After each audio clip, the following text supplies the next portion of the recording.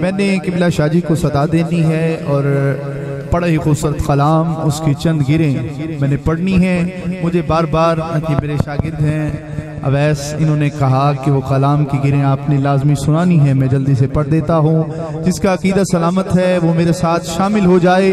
جو مدینے جانا چاہتا ہے شادی خاص آپ سے دعا لیتے ہوئے مصرے آپ کی جبینوں پر لکھنے ہیں، مل کر ہاتھ اٹھا کر شامل ہو جائیے. میرا گدا میرا منگتا میرا غلام آئے، میرا گدا میرا منگتا میرا غلام آئے.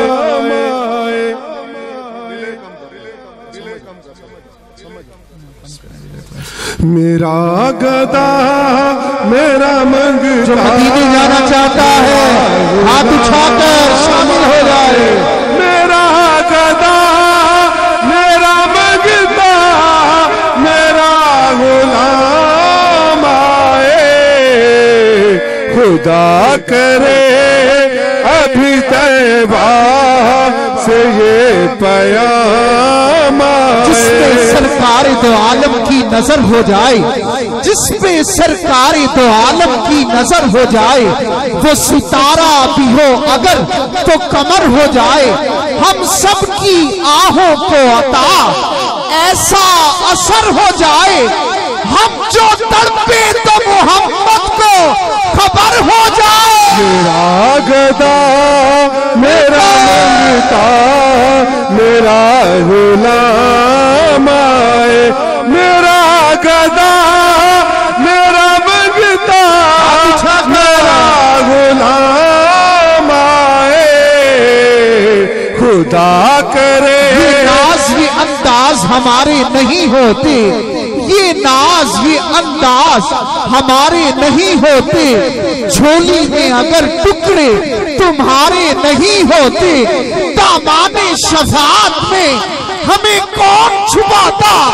سرکار اگر آپ ہمارے نہیں ہوتے. میرا گدا میرا منگتا میرا غلام آئے. میرا گدا میرا منگتا میرا غلام آئے. خدا کرے ابھی طیبہ سے یہ پیام آئے. جس کے مقدر میں گدائی تیرے در کی تھی، جس کے مقدر میں گدائی تیرے در کی، قدرت نے اسے راہ دکھائی تیرے در کی. آیا ہے نصیرات تمنا یہی لے کر پلکوں سے کیے جائے صفائی تیرے در کی. میرا گدا میرا منگتا میرا غلام آئے.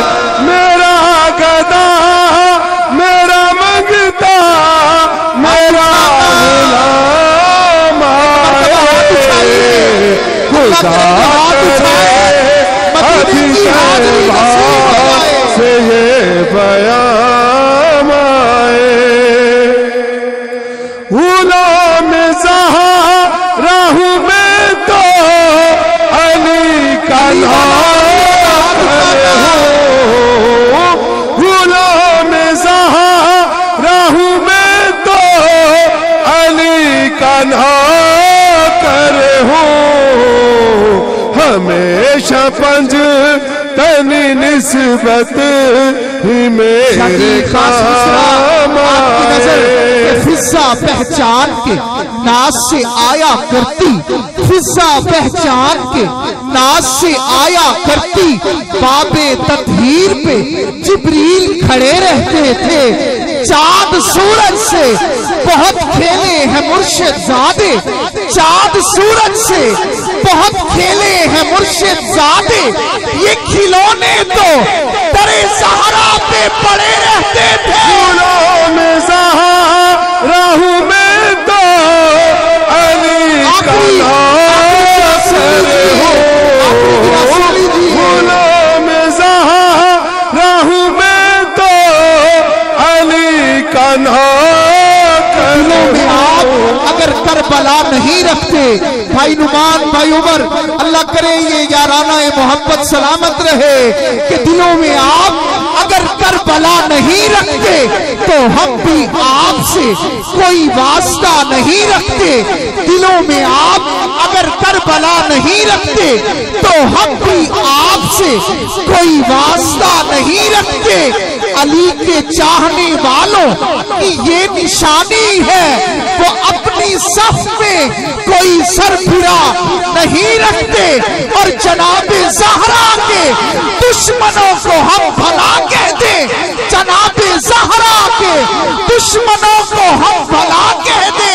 ہم اپنے کھاتے میں ایسی خطا نہیں رکھتے۔ نعرہ تکبیر، ہاتھ اٹھا کر نعرہ تکبیر۔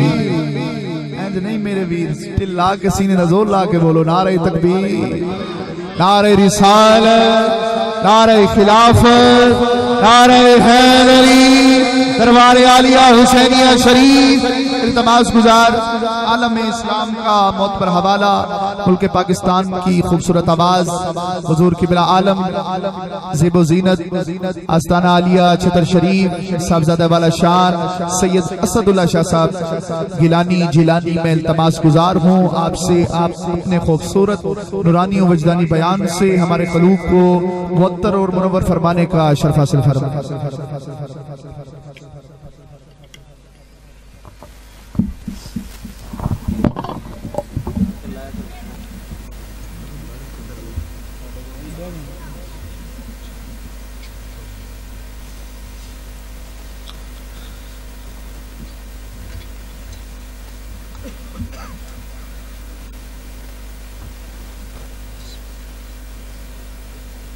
نعرہ تکبیر، نعرہ رسالت، نعرہ خلافت، نعرہ حیدری، آستانہ عالیہ ہیبت پور شریف، زندہ باد، آستانہ عالیہ حسینیہ شریف، زندہ باد۔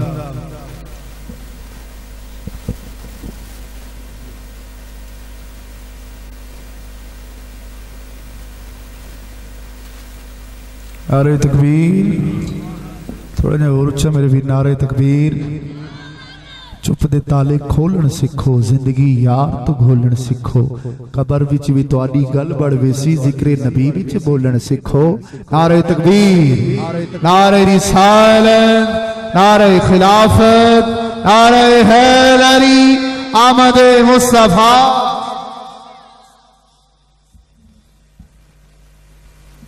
نحمده ونصلي ونسلم على رسوله الكريم، اما بعد، فاعوذ بالله من الشيطان الرجيم، بسم الله الرحمن الرحيم۔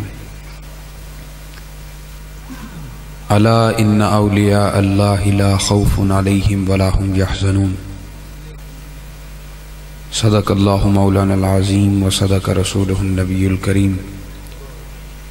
ان اللہ وملائکتہ یصلون علی النبی یا ایہا الذین آمنوا صلوا علیہ وسلموا تسلیما۔ ایک بار بآواز بلند درود و سلام حضور صاحب۔ الصلاۃ والسلام علیک یا رسول اللہ، الصلاۃ والسلام علیک یا حبیب اللہ، الصلاۃ والسلام علیک یا نور اللہ، وصلی اللہ تعالی علیہ۔ لائق صد احترام جملہ حاضرین محترم، السلام علیکم ورحمۃ اللہ وبرکاتہ۔ اللہ رب العزت کا بے حد و بے حساب لطف و کرم ہے کہ اس نے ہمیں اپنے حبیب کے ذکر کے لیے چنا، اپنے حبیب کی امت میں بھی پیدا کیا، اور اللہ کے ایک نیک بندے کی معرفت بھی عطا کی۔ سبحان اللہ، سبحان اللہ۔ عزیزان محترم، حضور سیدنا شیخ عبد القادر جیلانی آپ اپنی کتاب سر الاسرار میں فرماتے ہیں، اور جب میں درس نظامی کر رہا تھا تو اس دوران ہمارے استاد محترم علامہ सुल्तान अल कादरी साहब, उन्होंने जब वो किताब शुरू करवाई, तसव्वुफ का पीरियड था, तो उसमें हमने उन्हें अर्ज़ की कि हुजूर इसके तो 100 से भी कम सफ़े हैं और 6 महीने का वक्त दिया गया है हमें इसको मुकम्मल करने का, तो ये तो हम 5 दिनों में मुकम्मल कर लेंगे। उन्होंने कहा बेटा ज़रा इसको पढ़ना शुरू करो, तुम्हें पता चल जाएगा ये कितनी जामे किताब है। अल्लाह। हमने शुरू की। उन्होंने मुझे कहा कि आप हुजूर सैयदना शेख अब्दुल कादिर जिलानी की औलाद में से हैं, उनके पोते हैं, आप इसकी किरात करें, इसकी इबारत पढ़ें और फिर मैं इसका तर्जमा और तशरीह करूँगा। सुभान अल्लाह। तो मैं 2 इबारतें पढ़ता था, 2 जुमले पढ़ता था, वो उसकी तशरीह शुरू करते थे, तो सारा वक्त उसी पर लग जाता था और छुट्टी का वक्त भी हो जाता था, उन 2 जुमलों की तशरीह मुकम्मल नहीं हुई। सुभान अल्लाह। कहाँ हमारा ये ख्याल कि हुजूर सैयदना शेख अब्दुल कादिर जिलानी की वो किताब जो 100 से भी कम सफ़े की है हम 5 दिनों में मुकम्मल कर लेंगे, और कहाँ 6 महीने का तवील वक्त और वो हम आधी किताब भी मुकम्मल न कर सके। वाह वाह वाह। उसमें 5वां बाब था जिसका नाम तौबा व तलकीन है। उसमें बड़ी खूबसूरत बात हुजूर सैयदना शेख अब्दुल कादिर जिलानी ने फरमाई है कि अल्लाह रब्बुल इज़्ज़त ने जो अंबिया भेजे हैं वो हर आम और ख़ास के लिए भेजे हैं। कोई ख़ास था, नेकोकार था या गुनाहगार था, अल्लाह ने उसके लिए नबी भेजे हैं और वो अमूमी ऐलान करते थे कि हम अल्लाह रब्बुल इज़्ज़त के नबी हैं। सुभान अल्लाह। हुजूर अलैहिस्सलातु वस्सलाम के बाद वो सिलसिला नबूवत ख़त्म हो गया।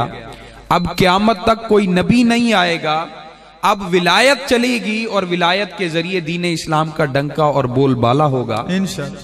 तो वो फरमाते हैं कि अल्लाह रब्बुल इज़्ज़त ने नबियों को तो हर आम और ख़ास के लिए भेजा है, मगर जो अल्लाह के बरगुज़ीदा और वली हैं, जो अल्लाह के नेक बंदे हैं, अल्लाह रब्बुल इज़्ज़त अपने ख़ास और चुने हुए लोगों को उनकी मार्फत अता करता है। जो चुने हुए ख़ास लोग और अल्लाह रब्बुल इज़्ज़त जिनके दिलों को अपने वलियों की मोहब्बत के लिए चुन लेता है, उनको उनकी मोहब्बत और मार्फत अता करता है। तो अजीज़ान मोहतरम, ये विलायत, ये अम्र बातिन है।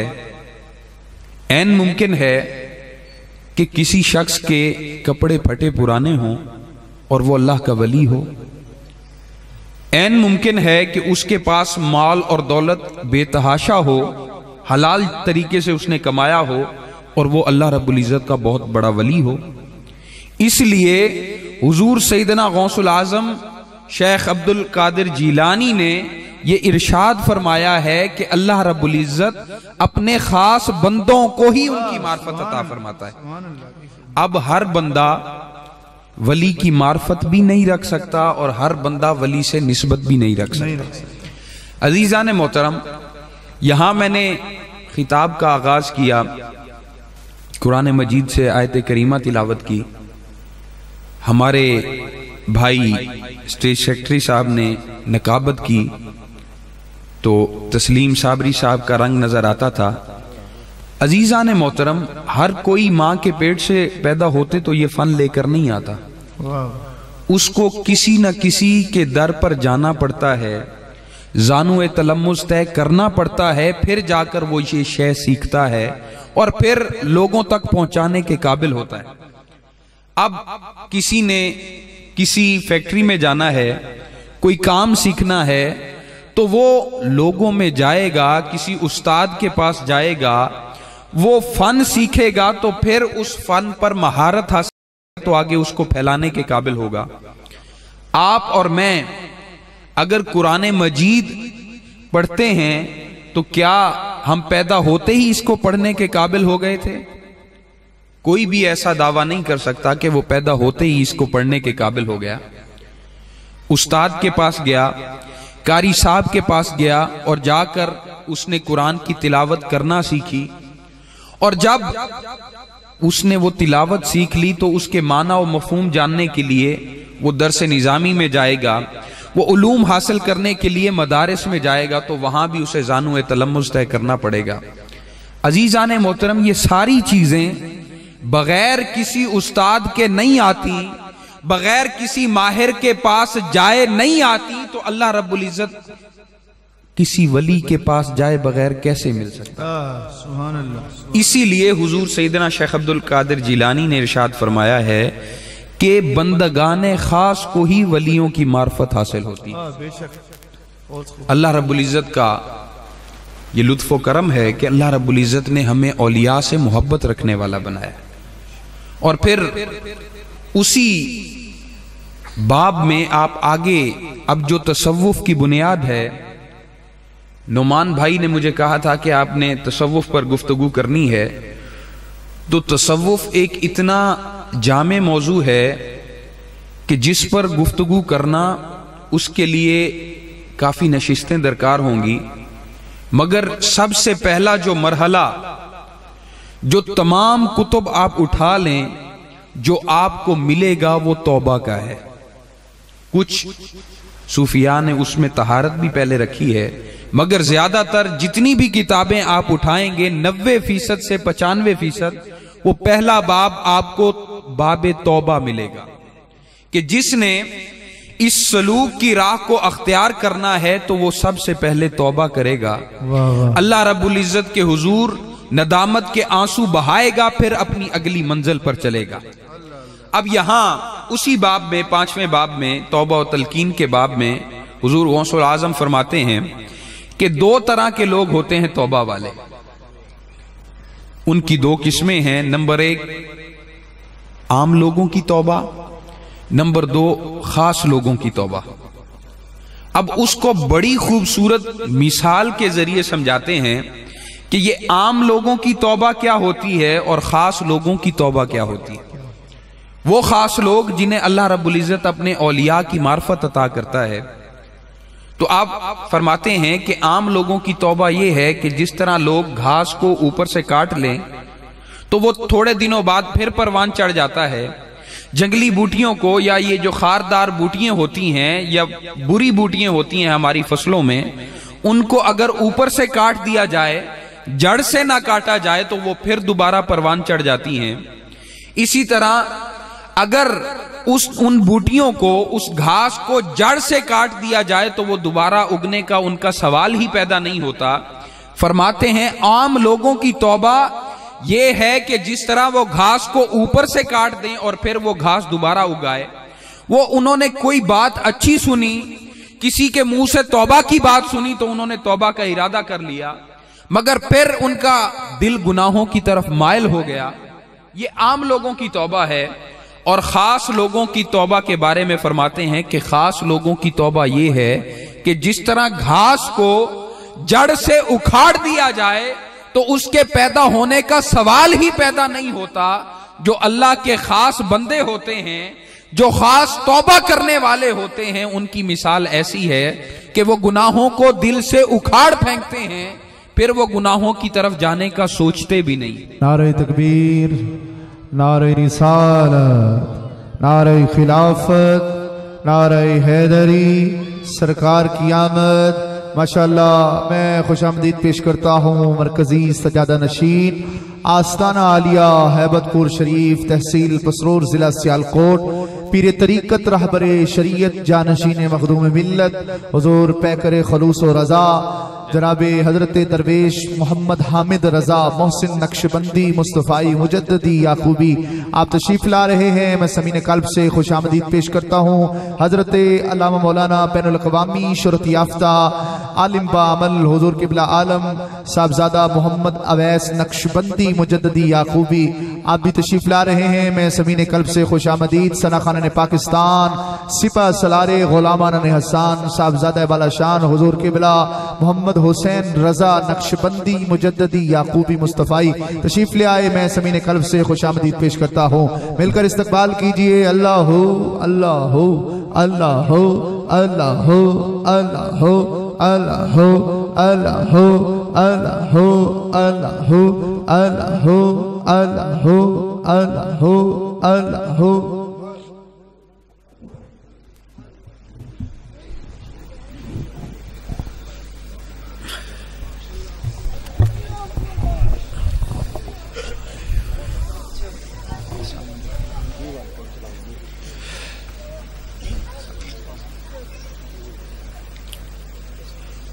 تو حضور سیدنا شیخ عبد القادر جیلانی آپ نے ارشاد فرمایا کہ خاص لوگوں کی توبہ یہ ہوتی ہے کہ وہ جس طرح انسان گھاس کو جڑ سے کاٹ لے تو وہ دوبارہ پیدا ہونے کا سوال ہی پیدا نہیں ہوتا، تو اسی طرح اگر کوئی خاص لوگوں کی توبہ پر فائز ہو جائے اور وہ پھر گناہوں کے خیال کو دل میں بھی نہ لائے تو وہ خاص توبہ پر فائز ہوتا ہے۔ اور پھر عزیزان محترم، جب انسان کسی دنیا دار کے پاس جاتا ہے، کسی مالدار کے پاس جاتا ہے، تو وہ اپنی شان کے لائق سوالی کو عطا کرتا ہے۔ اگر کوئی سیٹھ ہے تو وہ اپنی حیثیت سے عطا کرے گا، کوئی پیر صاحب ہیں تو وہ اپنی حیثیت سے دے دیں گے۔ گویا دنیا دار جتنا بھی ہو جائے اس کے پاس مال اور دولت تو محدود ہوگی، دینے کے لیے جو کچھ بھی ہوگا محدود ہوگا، مگر جب بندہ خاص توبہ پر فائز ہوتا ہے تو وہ اللہ رب العزت کے حضور ندامت کے آنسو بہاتا ہے۔ اور عزیزان محترم، یہاں ایک حضور علیہ الصلوۃ والسلام نے بڑی خوبصورت تمثیل پیش کی ہے۔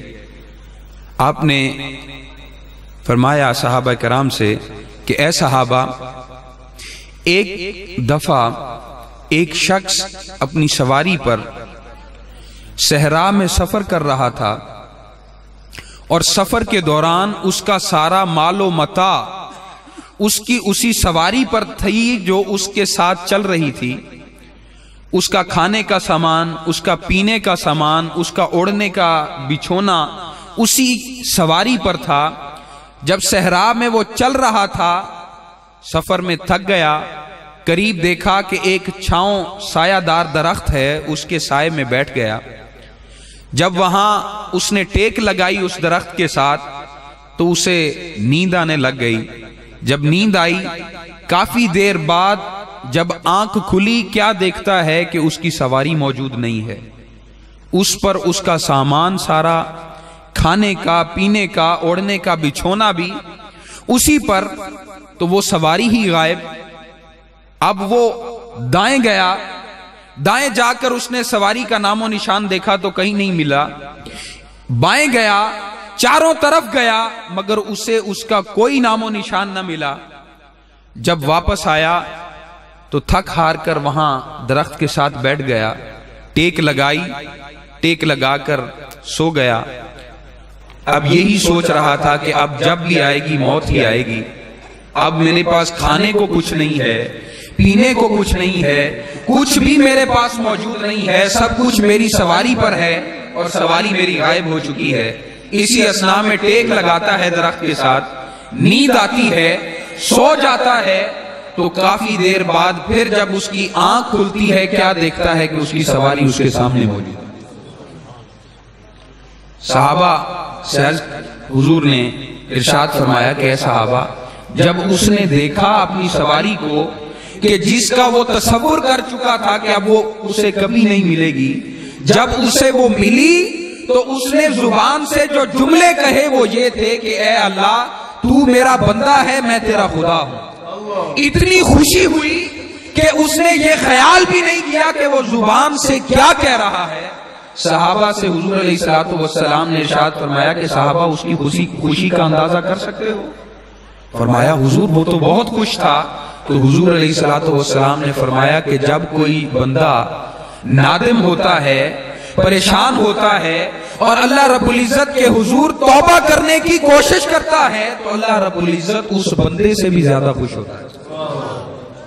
اب عزیزان محترم، اس گفتگو کو سمجھیے جو حضور سیدنا شیخ عبد القادر جیلانی نے اپنی کتاب سیر الاسرار میں فرمائی ہے کہ جب بندہ خاص لوگوں کی توبہ پر فائز ہو جاتا ہے تو اللہ رب العزت کے حضور سے اسے انعام کیا ملتا ہے۔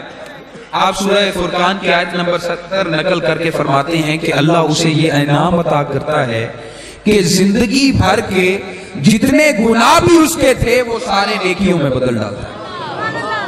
عزیزان محترم، نہ صرف گناہ معاف کیے، اگر گناہ معاف ہو جاتے تو بھی جو نیکیاں تھیں اس کے پلے میں رہتی جو اس نے زندگی بھر کی جتنی بھی تھیں، مگر اللہ رب العزت کی بارگاہ میں اس نے توبہ کی ہے دستے سوال دراز کیا ہے تو اللہ رب العزت نے اسے یہ انعام دیا ہے کہ اللہ رب العزت نے اس کے جتنے گناہ تھے وہ نیکیوں میں بدل ڈالے۔ حضرت سفیان ثوری، آپ ایک دن اپنی مجلس میں بیٹھے ہیں، ایک بندہ آتا ہے، عرض کرتا ہے حضور فلاں بندہ وہ دنیا سے پردہ فرما چکا ہے،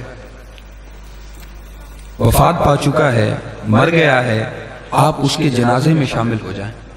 آپ نے فرمایا کہ وہ تو بڑا گناہگار آدمی تھا، سارے لوگ اس کے بارے میں یہی رائے رکھتے ہیں، میں نے لوگوں سے اس کی کوئی اچھی رپورٹ نہیں پائی، اس لیے میں بہتر سمجھتا ہوں کہ میں اس کے جنازے میں نہ جاؤں۔ دن گزر جاتا ہے، جب رات کو سوتے ہیں خواب میں حکم ہوتا ہے کہ سفیان ثوری اگر اپنی بخشش چاہتے ہو اور اپنی ولایت کو قائم رکھنا چاہتے ہو، جاؤ اس گناہگار کی مزار پر بخشش طلب کرو۔ اٹھے حیران ہو کر کہ سب کی رائے تھی کہ وہ شخص گناہگار ہے، مگر خواب میں میری بخشش اور میری ولایت کا قائم رہنا اس کی بخشش طلبی کے ساتھ خاص کر دی گئی ہے۔ ایسا کون سا عمل تھا جو وہ کرتا تھا؟ اللہ رب العزت نے اسے یہ شان دی ہے۔ گئے دوڑے اس کی قبر پر گئے، اس کی بخشش طلب کی، مگر سکون نہ آیا۔ واپس پلٹتے ہیں، اس کے بیٹوں کو بلاتے ہیں، پوچھتے ہیں بیٹا بتاؤ تمہارا والد کیا عمل کیا کرتا تھا کہ اللہ رب العزت نے اسے یہ مقام دے دیا کہ مجھے میری ولایت کی بقا اور میری بخشش اس کی بخشش طلبی کے ساتھ خاص کر دی ہے؟ تو بیٹے کہنے لگے حضور ہماری اپنے والد کے بارے میں وہی رائے ہے جو باقی لوگوں کی ہے، ہم نے اسے کوئی نیک عمل کرتے نہیں دیکھا۔ حضرت سفیان ثوری نے کہا ذرا ذہن لڑاؤ، کوئی تو اچھا عمل اس نے کیا ہوگا۔ اس نے کہا حضور یقین جانیے ہماری نظر میں اس کا کوئی نیک عمل نہیں ہے، اس کی ہمراز ہماری والدہ ہے، آپ اس سے جا کر پوچھ لیں، اگر وہ کوئی ایسی بات جانتی ہے تو شاید پتہ چل جائے۔ تو آپ نے ان کی طرف پیغام بھیجا کہ تمہارا شوہر کیا کوئی ایسا عمل کرتا تھا جو تم سمجھتی ہو کہ اللہ رب العزت کے حضور مقبول ہو؟ تو اس نے بھی پیغام بھیجا کہ حضور میری بھی وہی رائے ہے جو میرے بیٹوں کی اور باقی لوگوں کی ہے کہ میں نے زندگی بھر اسے کوئی نیک عمل کرتے نہیں دیکھا، ہمیشہ اس نے گناہوں میں زندگی بسر کی ہے۔ فرمایا ذرا غور کرو، دیکھو تو صحیح کوئی ایک بات ایسی مل جائے جو تم سمجھتی ہو کہ اللہ رب العزت کے حضور مقبول ہوئی ہو۔ تو وہ کہنے لگی کہ ایک بات ہے کہ جب وہ بستر مرگ پر تھا، لاچار تھا، اٹھ نہیں سکتا تھا، ایسے ہی پڑا رہتا تھا، جب آخری وقت اس کا قریب آیا اس نے اپنی آنکھیں آسمان کی طرف اٹھائیں اور اس کی آنکھوں میں آنسو تھے، اور اس نے یہ کہا کہ اے مالک دو جہان جو دونوں جہانوں کا پالنے والا ہے، اس پر کرم کر جس کے ہاتھ میں دونوں جہان ہیں۔ سبحان اللہ۔ تو آپ فرماتے ہیں کہ واقعی اس کے ندامت کے وہ آنسو تھے اور اس کا یہی توبہ کا جملہ تھا جو اللہ رب العزت نے اپنی بارگاہ میں قبول کر لیا اور اس کی زندگی کے سارے گناہ معاف کر دیے۔ اور حضرت سفیان ثوری جیسے بلند مرتبہ ولی جو اپنے دور کے سب سے بڑے ولی تھے، ان کو کہا کہ تم اس کی بخشش طلبی پر تمہاری ولایت کی بقا موقوف ہے۔ عزیزان محترم، اللہ رب العزت ہر کسی کی صدا سنتا ہے۔ حضرت سلیمان علیہ السلام کے دور میں قحط پڑ جاتا ہے، نماز بارش کے لیے نماز کی تیاری کی جاتی ہے، سب چیزوں کو اکٹھا کیا جاتا ہے کہ سب اللہ رب العزت کے حضور حاضر ہوں اور اللہ رب العزت سے بارش کی دعا کریں کہ قحط بہت پڑنے والا ہے۔ تو سب کو اکٹھا کیا گیا، جب وقت مقررہ کے لیے تیاریاں شروع کی گئیں تو اللہ رب العزت کا حکم ہوا کہ اے سلیمان آپ واپس چلے جائیں، میں ابھی بارش عطا کرنے والا ہوں۔ تو حضرت سلیمان علیہ السلام نے عرض کی کہ باری تعالیٰ ابھی تک تو کسی نے ہاتھ اٹھائے ہی نہیں، تو آپ نے پہلے ارشاد فرما دیا کہ آپ واپس چلے جائیں، میں بارش عطا کرنے والا ہوں۔ اللہ رب العزت نے فرمایا اے سلیمان وہ دیکھو سامنے ایک چونٹی جو چھوٹی سی چونٹی ہے، اس نے میرے آگے دستے سوال دراز کیا ہوا ہے کہ باری تعالیٰ ہمیں بارش عطا کر۔ اب میں اس چونٹی کا دل رکھنا چاہتا ہوں کہ کہیں وہ غمگین نہ ہو جائے کہ اللہ رب العزت نے اپنے نبی کی دعا سنی ہے، میری دعا نہیں سنی۔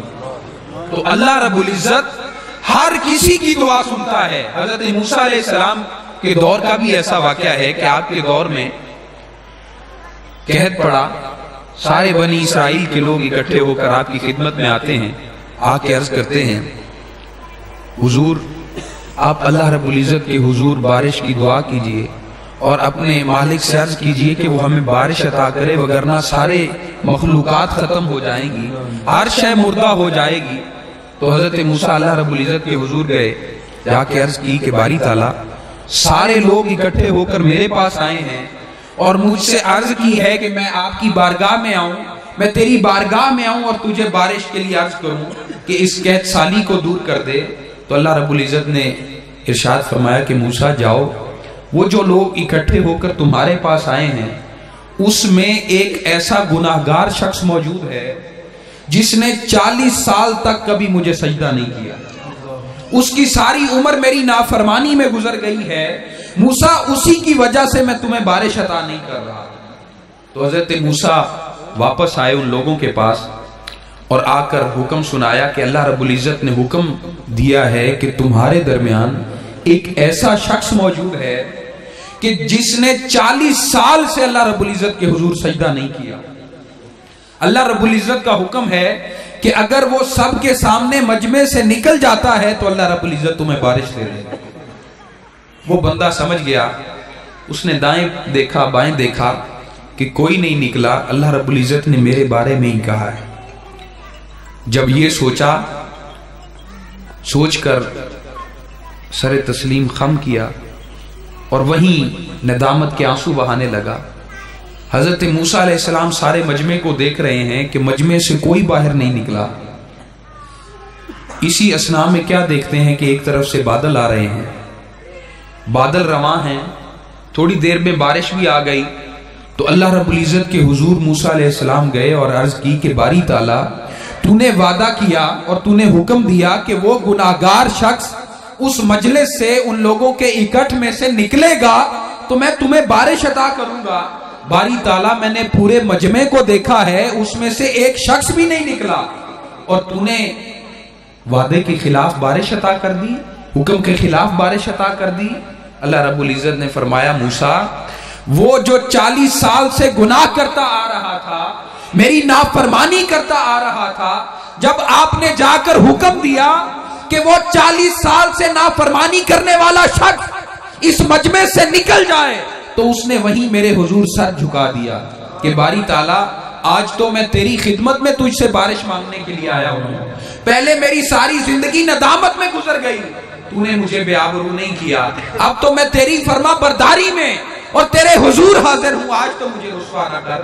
موسیٰ میں نے اس کی آہ و بکا سنی، اس کے آنسوؤں کی لاج رکھی اور اسی کی توبہ کے سبب تمہیں بارش عطا کی۔ حضرت موسیٰ نے عرض کی کہ باری تعالیٰ مجھے اس کا نام پتا تو بتا دے کہ میں جاؤں اور اس کی زیارت تو کروں۔ اللہ رب العزت نے فرمایا کہ 40 سال سے میں نے اسے بے پردہ نہیں کیا، اب جب اس نے توبہ کر لی ہے تو میں اسے کیسے بے پردہ کروں۔ سبحان اللہ۔ یہی حضرت ابو سعید ابو خیر فرماتے ہیں کہ بازا ہراں چہ ہستی بازا، گر کافرو گبرو بت پرستی بازا، ای درگہ ما درگہ نومیدی نیس، صد بار اگر توبہ شکستی بازا۔ کہ اللہ رب العزت اپنے بندے کو حکم فرماتا ہے کہ واپس لوٹا، واپس پلٹا، میری بارگاہ میں واپس پلٹا، گر کافرو گبرو بت پرستی بازا، اگر کوئی کفر کرے، کوئی یہودی نصرانی کوئی ہو، وہ کلمہ پڑھ لے تو میں اسے معاف کر دیتا ہوں، تو پھر بھی مسلمان ہے۔ ای درگہ ما درگہ نومیدی نیست، صد بار اگر توبہ شکستی بازا۔ یہ جو میری بارگاہ ہے نا، اس میں نو امیدی کو دخل ہی نہیں ہے، اگر تو نے 1000 بار توبہ کی ہے، توڑتی ہے، بارگاہ تو میری ہے، واپس پلٹا میں تجھے معاف کر دوں۔ سبحان اللہ۔ یہ اللہ رب العزت کی بارگاہ ہے عزیزان محترم، یہ کسی جاگیردار کی ملکیت نہیں ہے کہ اس نے اپنے نوکر کی کوئی غلطی دیکھی تو اپنی ملک سے ہی باہر نکال دیا، کہا کہ جا، تجھے تنخواہ بھی نہیں دوں گا، ایسے ہی چھوڑ دیا۔ مگر یہ اللہ رب العزت کی بارگاہ ہے کہ جو اللہ رب العزت کی بارگاہ میں صدقے دل سے توبہ کرتا ہے، نہ صرف اس کے گناہ معاف کرتا ہے بلکہ اس کے گناہوں کو بھی نیکیوں میں بدل ڈالتا ہے۔ عزیزان محترم، اگر ہم نے اس معاملے میں اگر کسی کو دیکھنا ہے، اور صوفیاء جتنے بھی ہیں اگر ان کے پاس مال و دولت بھی ہوتا ہے، اگر وہ ظاہراً پستی کا شکار بھی نظر آتے ہیں، تو عزیزان محترم دونوں صورتوں میں ان کا دل دنیا کے ساتھ نہیں لگتا۔ حضرت مولانا جامی جب تصوف کی طرف آنے لگے، راہ سلوک اختیار کرنے لگے، ظاہری علوم پڑھنے کے بعد باطنی علوم حاصل کرنے کے لیے سفر کرنے لگے کہ میں یہ علوم حاصل کروں، تو آپ حضرت عبید اللہ احرار کی خدمت میں آئے۔ اس دور میں انہوں نے بڑا چرچا سنا کہ وہ بہت بڑے اللہ کے ولی ہیں، ان کی خدمت میں آئے۔ کیا دیکھتے ہیں کہ ان کی خدمت میں ہر طرف سونا چاندی ہے، مال و متاع ہے، اور جب باہر نکلنے لگے کیا دیکھتے ہیں کہ جو محل کی کنڈیاں ہیں وہ بھی سونے کی بنی ہوئی۔ آپ نے جب دیکھا کہ یہاں تو ہر طرف مال و دولت کی فراوانی ہے، تو یہ جملہ کہتے ہوئے محل سے باہر نکل آئے کہ نہ مردستاں کہ دنیا دوست دارد، کہ اللہ کے نیک بندوں کے لیے روا نہیں ہے کہ وہ دنیا کو دوست رکھے۔ یہ کہہ کر چلے گئے کہ یہ اللہ کے ولی نہیں ہو سکتے، ان کے پاس تو بڑا مال اور متاع ہے، یہ اللہ کے ولی نہیں ہیں۔ کہہ کر نکلے، ساتھ ہی مسجد تھی، مسجد میں آرام کیا۔ جب آنکھ لگی، خواب میں کیا دیکھتے ہیں کہ قیامت کا منظر ہے، ہر طرف نفسا نفسی کا عالم ہے، اور دنیا میں جن سے قرض لیا تھا وہ آپ سے قرض لینے کے لیے، قرض طلب کرنے کے لیے آپ کی خدمت میں آتے ہیں کہ آپ واپس کریں، تو آپ کہتے ہیں کہ میرے پاس اس وقت تو اور کچھ نہیں ہے، میرے پاس یہ چند کتابیں ہیں، اگر لے لو تو میں تمہارے پاس دے دیتا ہوں۔ تو وہ کہتے ہیں حضور یہاں اعمال چلتے ہیں، اور جو قرض آپ نے ہم سے لیا ہے اگر وہ واپس کر سکتے ہیں تو کر دیں۔ تو ان کے پاس کوئی مال و متاع اس وقت نہ تھا، تو پریشان کھڑے تھے۔ کیا دیکھتے ہیں کہ وہ جن کی خدمت میں گئے تھے حضرت عبید اللہ احرار، اور ہر طرف سونا چاندی دیکھی تھی، وہ گھوڑے پر سوار ان کی خدمت میں ان کے پاس آتے ہیں اور آ کر پوچھتے ہیں کہ مولانا جامی کیوں پریشان کھڑے ہو؟ تو وہ کہنے لگے کہ حضرت ان لوگوں سے میں نے دنیا میں قرض لیا تھا، اور یہ اب مجھ سے طلب کرنے کے لیے آئے ہیں، اور میرے پاس کوئی مال اور دولت نہیں ہے جو میں ان کے حوالے کر سکوں۔ تو آپ کہنے لگے اپنے خادم سے کہ اے خادم ہمارے خزانوں میں سے مال نکالو اور مولانا جامی کا قرض ادا کر دو۔ آپ حیران ہوئے، فوراً ہی آپ کی آنکھ کھلتی ہے۔ کیا دیکھتے ہیں کہ حضرت عبید اللہ احرار اپنے گھوڑے پر سوار مسجد کے ساتھ کھڑے ہیں، اور پوچھتے ہیں مولانا جامی ذرا وہ مصرع تو سناؤ جو تم نے محل سے باہر نکلتے ہوئے پڑھا۔ تو وہ کہنے لگے حضور مجھے تو بھول گیا۔ آپ نے نظر شفقت کی تو آپ کو وہ یاد آیا، فرمایا کہ وہ نہیں پڑھا تم نے، نہ مردستاں کہ دنیا دوست دارت؟ فرمایا جی بالکل یہی بڑا ہے۔ کہنے لگے اب اور مصرع آگے شامل کر لو اور شعر مکمل کرو، اگر دارت برائے دوست دارت، کہ ہاں وہ دنیا کو اگر دوست رکھتے بھی ہیں تو اللہ رب العزت کے لیے رکھتے ہیں۔ اب وہ دنیا میں مگن نہیں ہوتے، ان کا دل دنیا میں نہیں لگتا، دنیا میں تو رہتے ہیں مگر دنیا ان کے اندر نہیں رہتی۔ عزیزان محترم، حضور سیدنا شیخ عبد القادر جیلانی آپ کی خدمت میں ایک شخص آیا، اس کا بھی یہی عالم تھا۔ اس نے دیکھا کہ ہر طرف سے کہیں مال کی خبر آ رہی ہے کہ فلاں جگہ سے مال آ رہا ہے، فلاں جگہ سے جا رہا ہے، تجارت کے معاملات چل رہے ہیں۔ تو وہ کہنے لگا کہ یہ تو دنیا داروں کی سی محفل معلوم ہوتی ہے، اللہ والوں کی تو محفل معلوم نہیں ہوتی۔ خیر بیٹھ گیا۔ تھوڑی دیر بعد ایک شخص آیا، اس نے کہا کہ حضور آپ کا جو جہاز بحری بیڑا آپ کے تجارتی سامان کو لے کر آ رہا تھا بغداد کی طرف، وہ غائب ہو گیا، اس کا کوئی اتا پتہ نہیں ہے۔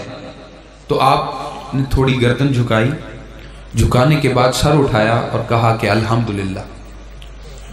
وہ حیران ہوا کہ نقصان ہوا ہے اور اس پر الحمدللہ پڑھ رہے ہیں۔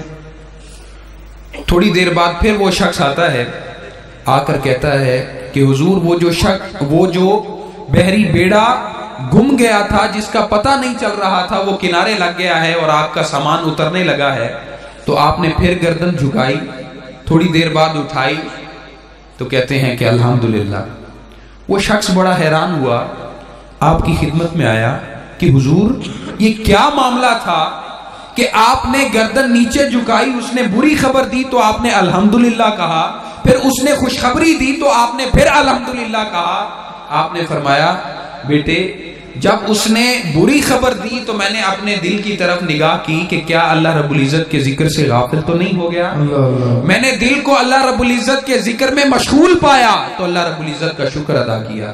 اور پھر جب اس نے خوشخبری دوبارہ سنائی، دوبارہ آیا اور خوشخبری سنائی تو میں نے پھر اپنے دل کی طرف کیا کہ کہیں وہ خوشی تو نہیں کرنے لگ گیا، اللہ رب العزت کے ذکر سے غافل تو نہیں ہو گیا۔ میں نے پھر نظر کی تو وہ اللہ رب العزت کے ذکر میں مشغول تھا، تو میں نے پھر اللہ رب العزت کے حضور سجدہ شکر ادا کیا اور الحمدللہ کہا۔ عزیزان محترم، تو صوفیاء اللہ کے پیارے بندے جب دنیا میں رہتے ہیں تو وہ دنیا کے مال و متاع کو تو اختیار کرتے ہیں، جس اتنی حد تک شریعت نے جائز قرار دیا ہے، حلال ہے، تو اس کو وہ اختیار کرتے ہیں، مگر اس میں مگن نہیں ہوتے کہ جس طرح قرآن مجید میں ارشاد فرمایا کہ والعصر ان الانسان لفی خسر۔ زمانے کی اللہ رب العزت نے قسم کھائی کہ زمانے میں آپ اور میں مگن ہو جاتے ہیں، وقت گوا دیتے ہیں، وقت کی فکر نہیں کرتے۔ اگر کوئی اس طرح غافل رہتا ہے وقتوں میں تو اسی کے لیے اللہ رب العزت نے فرمایا کہ ان الانسان لفی خسر، کہ وہی انسان جو وقت کو ضائع کر رہا ہے، جو غفلت کا شکار ہے، وہی خسارے میں ہے۔ عزیزان محترم، مولانا جامی صاحب کی بات ہو رہی تھی، آپ کی محبت حضور علیہ الصلوۃ والسلام سے کیا تھی کہ جب حضور علیہ الصلوۃ والسلام کی خدمت میں حاضر ہوتے، جب بھی عمرہ کے لیے جاتے یا حج کے لیے جاتے تو جا کر حضور علیہ الصلوۃ والسلام کی خدمت میں عرض کرتے الصلاۃ والسلام علیک یا رحمت للعالمین، کہ حضور آپ پر سلام ہو، تو حضور علیہ الصلوۃ والسلام جواباً ارشاد فرماتے وعلیک السلام یا سراج امتی، اے میری امت کے چراغ تجھ پر بھی سلام ہو، بخیر آمدی مادرت چے گون ابود، خیریت سے آئے ہو، اور تمہاری والدہ کا کیا حال ہے۔ عزیزان محترم، اس واقعے سے ایک بات تو پتہ چلتی ہے کہ حضور علیہ الصلوۃ والسلام سے جو محبت کرنے والے ہیں، حضور علیہ الصلوۃ والسلام کے جو امتی ہیں اور حضور سے والہانہ محبت کرتے ہیں، حضور اس کے اصول و فروع سے واقف ہوتے ہیں۔ پھر جب وہ فرماتے ہیں کہ میں حاضر ہوتا، سلام کہتا، حضور یہ ارشاد فرماتے، جب اجازت طلب کرتا تو پھر کہتا کہ الصلاۃ والسلام علیک یا رحمت للعالمین، تو حضور علیہ الصلوۃ والسلام ارشاد فرماتے وعلیک السلام یا سراج امتی، سلامت روی و باز آئی، سلامت رہنا اور پھر پلٹ کر واپس میری بارگاہ میں آنا۔ فرماتے ہیں سالہ سال یہ عمل چلتا رہا، مگر جب میری آخری حاضری تھی تو میں نے حضور کی بارگاہ میں سلام پیش کیا، حضور نے مجھے جو ارشادات فرماتے تھے وہ فرمائے، اور پھر جب میں واپسی کی اجازت طلب کرنے لگا تو حضور علیہ الصلوۃ والسلام نے فرمایا کہ سلامت روی، باز آئی نہیں فرمایا۔ تو میں غش کھا کر گر پڑا، آپ غش کھا کے گر پڑے تو لوگ حیران ہوئے کہ حضور کو انہوں نے سلام پیش کیا ہے اور پھر غش کھا کر گر پڑے ہیں، کیا ماجرا ہے۔ کافی دیر بعد ہوش آیا تو لوگ پوچھتے ہیں کہ مولانا جامی کیا واقعہ پیش آیا کہ آپ مدہوش ہو گئے، بے ہوش ہو گئے؟ تو وہ کہنے لگے کہ جب بھی میں حاضر ہوتا تھا، حضور کی خدمت میں سلام کرتا تھا، حضور جواب ارشاد فرماتے تھے، اور جب میں اجازت طلب کرتا تھا تو حضور کہتے سلامت روی و باز آئی، کہ دوبارہ پلٹ کر میری بارگاہ میں آنا۔ اس بار میں نے حضور سے اجازت طلب کی ہے، حضور نے سلامت روی کہا ہے، باز آئی نہیں فرمایا۔ میں سمجھ چکا ہوں کہ اب میری زندگی ختم ہونے والی ہے اور دوبارہ حضور کی خدمت میں حاضر نہیں ہو سکتا، دوبارہ حضور کی خدمت میں حاضر نہیں ہو سکتا۔ عزیزان محترم، گفتگو سمیٹنے کا کہا گیا ہے تو آخری واقعہ انہی کا آپ کو سنا کر اجازت چاہوں گا۔ آپ فرماتے ہیں کہ یہ سلسلہ چلتا رہا، سال ہا سال چلتا رہا، اور جب آخری حاضری ہوئی تو میں نے حضور کی بارگاہ میں طلب کیا تو حضور نے واپس آنے کا نہیں فرمایا. تو اسی سال چشم فلک نے یہ نظارہ بھی دیکھا کہ اسی سال ان کا وصال ہوا. عزیزان محترم، وہاں محبت کا یہ عالم تھا کہ حضور کو سلام عرض کرتے اور حضور جواب ارشاد فرماتے تھے.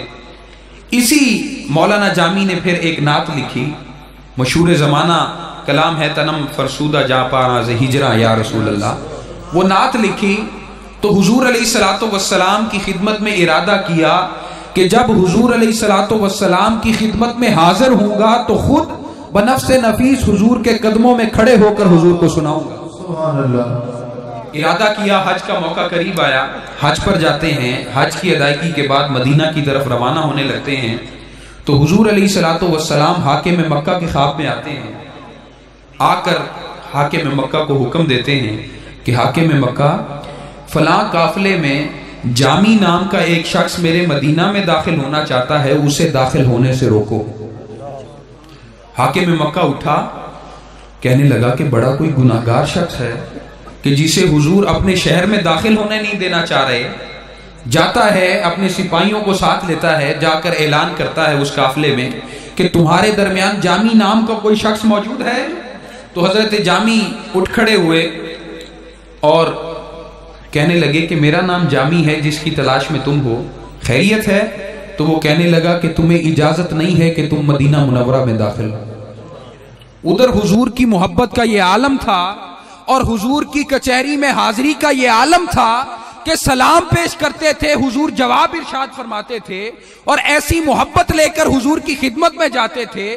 اور اب حضور کی محبت میں نعت لکھی ہے، حضور کے قدموں میں سنانے کی آرزو رکھتے ہیں اور ادھر حاکم مکہ داخل نہیں ہونے دینا چاہ رہا. تو کہتا ہے کہ یہ حاکم مکہ کون ہوتا ہے کہ جو مجھے داخل نہ ہونے دے. پھر روانہ ہوتے ہیں حضور، پھر حاکم مکہ کے خواب میں آتے ہیں کہ جامی پھر ہماری طرف آنا چاہتا ہے، اسے روکو. وہ پھر دوڑتا ہے، مولانا جامی کو روکتا ہے کہ اگر میں نے دوبارہ تمہیں دیکھا کہ تم مدینہ کی طرف چلے تو میں تمہیں گرفتار کر لوں گا اور سلاخوں میں ڈال دوں گا. یہ کہہ کر واپس آیا. مولانا جامی کچھ دیر کے لیے تو ٹھہرے مگر پھر روانہ ہو گئے. کیا دیکھتے ہیں کہ سامنے ایک بھیڑوں کا ریوڑ ہے، اس میں بھیڑوں کی کھال پہن کر اس میں داخل ہو گئے اور چھپ کر مدینہ میں داخل ہونا چاہا. تو حضور پھر حاکم مکہ کے خواب میں آئے اور حکم ارشاد فرمایا کہ جامی پھر آ رہا ہے، اسے روکو، اسے داخل نہ ہونے دینا.